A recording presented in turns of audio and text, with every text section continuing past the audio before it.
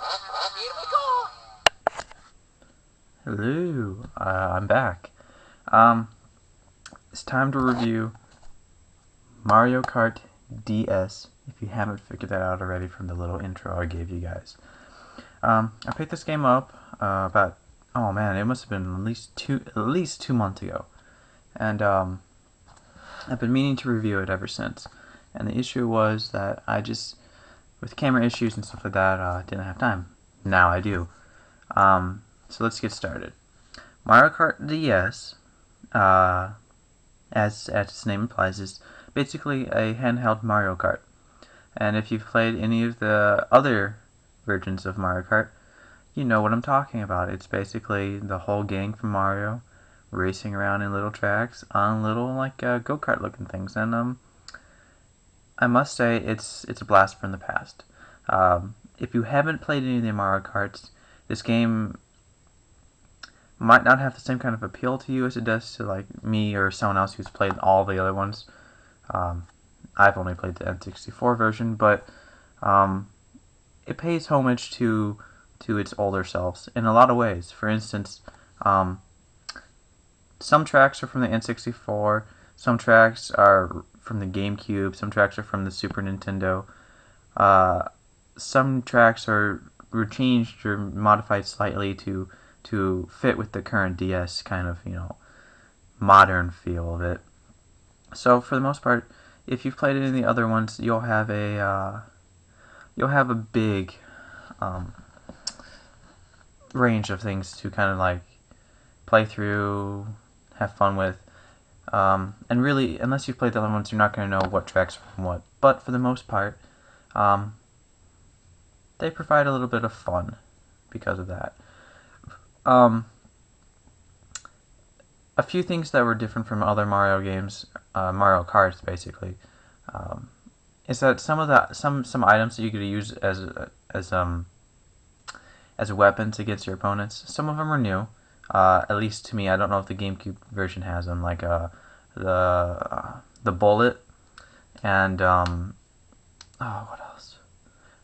The squid thing that puts ink on your screen and stuff like that. Things like that are new to me, and I had a lot of fun with. Um, One of my biggest complaints with this game is, I mean, it's got 16 tracks, but beyond that, it's kind of like dies out. I mean, they try to say that there's 32 because technically you can do all 16 of them in reverse, as everything was flipped around like in a mirror mode. And and I feel that that's kind of a cheap way out. They're kind of, it's basically a cop out, just to not make more tracks. Um, and really, when you're going for a handheld like on the DS, you want like lots of stuff to keep people interested. Because unfortunately, I'm not a big racing kind of game, kind of multiplayer friend kind of. I'm not interested in that kind of stuff. And not giving me enough quality content to keep my attention span playing this game for weeks on end. Kind of is a big letdown, and I think that's one of the main issues with racing games in general. There's not enough variety. It's just racing, and that's not something that appeals to me. However, this game does try to change that by giving you stuff like time trial and this mission mode where you get objectives and you have to complete them. But you're racing still, but it's just with objectives like collect all these coins, beat this boss, blah blah blah. That does provide a bit of fun until you beat all of them, and then there's nothing left. Then there's there's nothing. It's just racing again, and I think that's the main issue. If you're not a fan of racing, you're probably not going to be interested in picking this kind of game up. Even if you're a Mario fan, you might not pick it up just because you're not into racing. Um, but here's a good thing. Even though you may not want to pick this game up, if one of your friends have it or someone else has it and you have a DS, you can do the DS download and play. And that's interesting because that gives you an idea of what the game's like. However, it only gives you like 4 or 6 or 8 tracks to choose from, and only the person or persons who are playing with you that have the actual game will be able to pick their own character.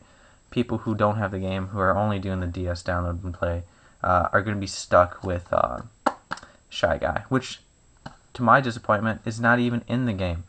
So, yeah, that bothers me a little bit. There's a lot more bundled into this. There's a lot to explore. There's a lot that I'm not going to just, sit here and tell you about. I think it's enough to tell you just the gist of what this game is about. And the question really is it worth $35? Personally, I don't think it is. If it was $20, that'd be a completely different story. If it ever drops down to 20, I would recommend people picking it up and playing it if you're a Mario fan. Or even if you want a good, multiplayer racing game for the DS that's kind of lighthearted and not something like, I don't even know what games are on the DS that are racing, like Need for Speed or something like that.